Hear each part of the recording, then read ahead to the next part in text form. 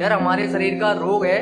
डर हमारे शरीर का रोग है जो हमारी आत्मा को मारता है। मतलब उनके कहने का मतलब ये रहता है कि जब भी हम डरते हैं तो वो एक हमारे शरीर के लिए रोग का काम करता है। जैसे कि हम बीमार हो जाते हैं तो जैसे ही हम डरते हैं तो वो भी एक हमारी बीमारी है। तो अगर हम डर गए तो समझ लो हम मर गए। इसलिए वो हमारे शरीर का रोग है एक जो हमारी आत्मा को मार देता है। जैसे कि हमारे काम करने की क्षमता कितनी है, आज हमारे काम करने की क्षमता बहुत ज़्यादा है, लेकिन अगर हम किसी काम को करते हैं तो उसमें अगर डर को महसूस करते हैं तो हम उस पूरे काम को उतनी शिद्दत से नहीं कर पाते हैं।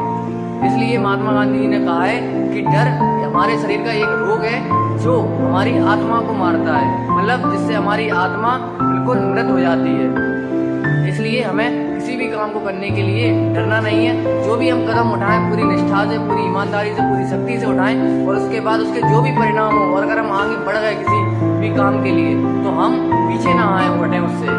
अगर हम पीछे हटते हैं तो वो हम अपने डर के कारण हटते हैं। और इसलिए महात्मा गांधी जी ने कहा है कि जो डर गया वो मर गया, या फिर जो इन्होंने कहा है कि डर हमारे शरीर का एक रोग है जो हमारी आत्मा को मार देता है। इसलिए हमें अपनी आत्मा को नहीं मरने देना है। जैसा हो रहा है वैसा होने दें। अगर हम हार जाते हैं तो हार जाने दें, कोई दिक्कत नहीं है। हम अगर हार गए तभी हमें आगे आने के दूसरे रास्ते खुलेंगे। हम हार से क्या सीखते हैं? हम हार से केवल इतना सीखते हैं कि हमें एक अनुभव मिल जाता है कि अगर हमने ये काम किया तो इससे हमें घाटा हो सकता है, इससे हम हार सकते हैं, जो हम किसी और को भी बता सकते हैं कि आप ऐसा ना करें। अगर आप ऐसे हारते हो, अगर आप इस रास्ते पर चलोगे तो आप हार जाओगे। इसलिए हमें इस हार से हमें अनुभव ही मिलते हैं जो हमें आगे जाके काम आते हैं, हमें भी काम आते हैं और हमारे आने वाली जनरेशन के लिए भी काम आते हैं। जो पथ चिन्ह हमारे महात्मा गांधी जी हम लोग को छोड़कर गए हैं, उन्होंने अपने जीवन में केवल अहिंसा के मार्ग पर चलते रहे। उन्होंने अपना पूरा जीवन अहिंसा के मार्ग पर चलते हुए बता दिया। उन्होंने कभी भी हिंसा का सहारा नहीं। सब लोग उनका आदर करें,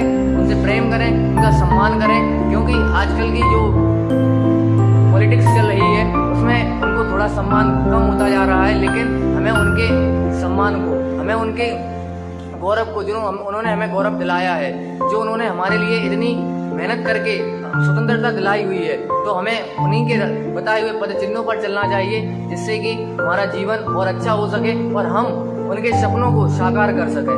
धन्यवाद।